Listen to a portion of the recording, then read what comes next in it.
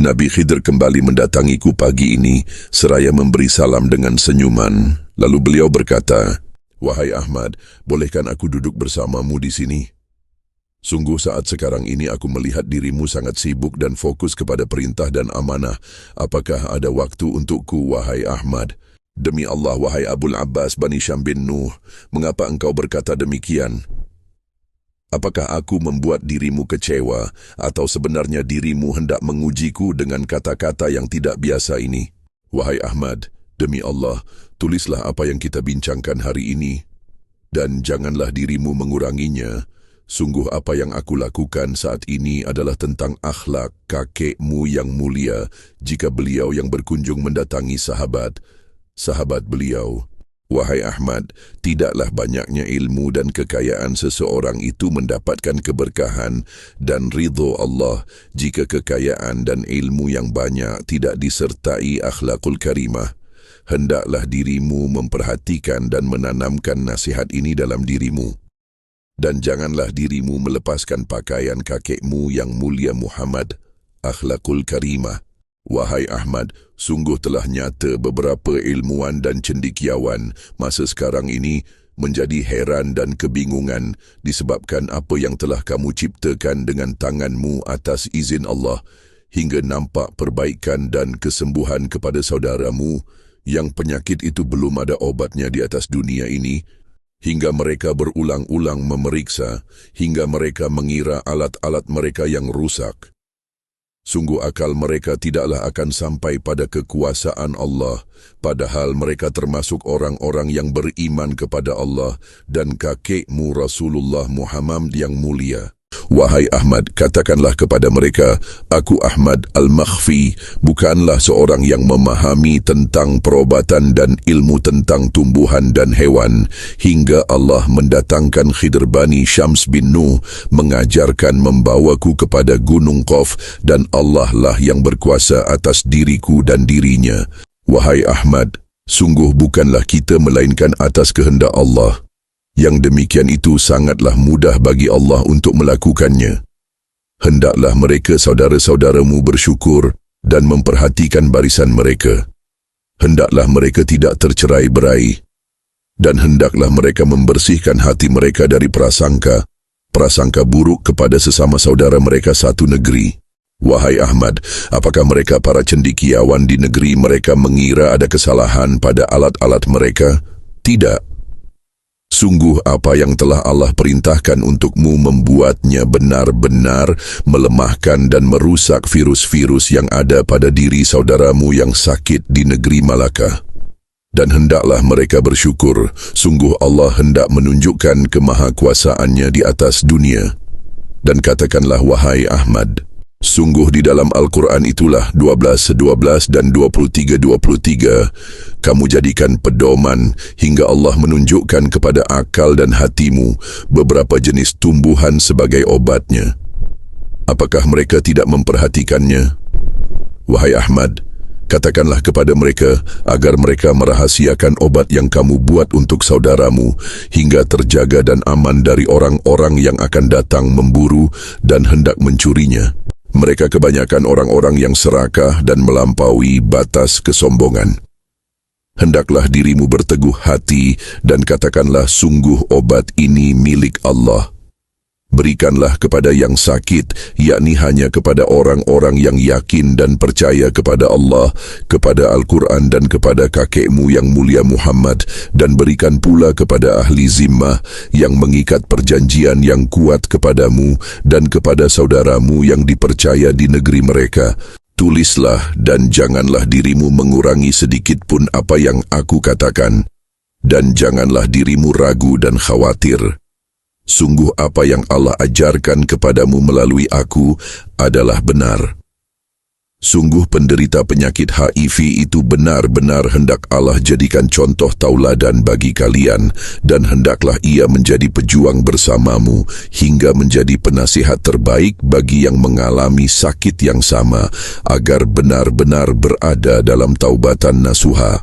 Yang demikian itu adalah tanda diterimanya taubat seorang hamba yang dicintai Allah. Wahai Ahmad, sungguh dalam 52 itu adalah mereka yang aku perhatikan atas perintah Allah hingga beberapa orang. Di antaranya adalah seseorang yang Allah ampuni kekhilafan dan dosanya kepada suami dan telah Allah selamatkan ayahnya dari siksa kubur. Hendaklah ia benar-benar menjaga lisan dan hatinya kepada pasangannya dan dirimu.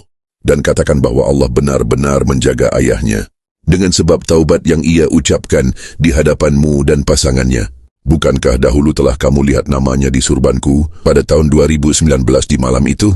Apakah mereka yang mendengar dahulu menjadi ragu dan sebagian meninggalkanmu dan memfitnahmu? Lalu saat ini Allah mendatangkan pengganti yang banyak yang menjagamu dan mencintaimu dengan keikhlasan kerana Allah.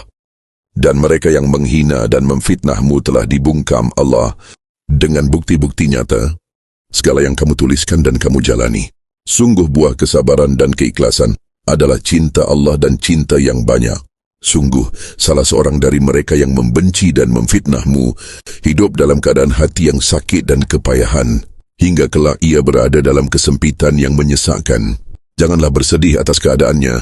Sungguh penghinaan dan fitnahnya menghapus kebaikannya kepadamu. Tidaklah dirimu berhutang kepada mereka.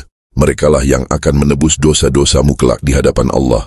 Wahai Ahmad, segeralah menyelesaikan segala urusan perniagaanmu hari ini, dan hendaklah dirimu mendatangiku dan menetap bersamaku selama 3 hari sebagaimana kewajibanmu. Sungguh aku diperintahkan Allah untuk kembali mengajarkanmu beberapa hal yang bermanfaat di tanah Hizbah ini. Lalu percayakanlah perniagaanmu selama 3 hari itu kepada anak yatim piatu yang kamu memberi upah kepadanya. Yang demikian itu lebih mendatangkan keberkahan atas semua perniagaan yang kamu ciptakan. Wahai Ahmad, tetaplah dirimu kepada makhfi, hingga dapat dirimu mendapatkan keamanan dengan gelar yang benar, dan dengan membina sebuah rumah di sebidang tanah yang luas, yang telah Allah berikan kepadamu. Hendaklah para pengikutmu memperhatikannya. Sungguh telah Allah kembalikan sumber mata air di negerimu ke atas tanah itu. Dengan kemahaadilannya Allah, disebabkan kekhilafan seseorang pengikutmu hingga Allah mencabut keberkahan pada sumur mereka. Hendaklah mereka bertaubat. Dan katakan kepada pengikutmu yang menuliskan kitabmu, Allah telah memindahkan pula mata air itu ke dalam sumur-sumur di tanah miliknya. Hendaklah ia bersabar. Wahai Ahmad, seseorang bersama sahabatmu dan pasangannya yang datang dari Pamandanang itu telah aku saksikan. Sungguh aku Balia bin Malkan pun terharu melihat niat dan ketulusan hati mereka. Dan aku tidaklah ragu bahawa mereka adalah pembelamu yang didatangkan Allah. Dan janganlah dirimu merasa malu dan khawatir. Sungguh merekalah yang akan menjaga kerahasiaan obat itu.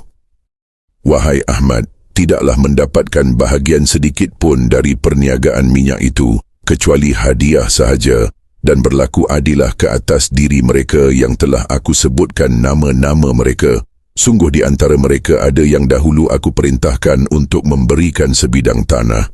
Allah memintamu untuk menghilangkan haknya atas tanah itu disebabkan masih adanya kekecewaan di hatinya atas keputusanmu.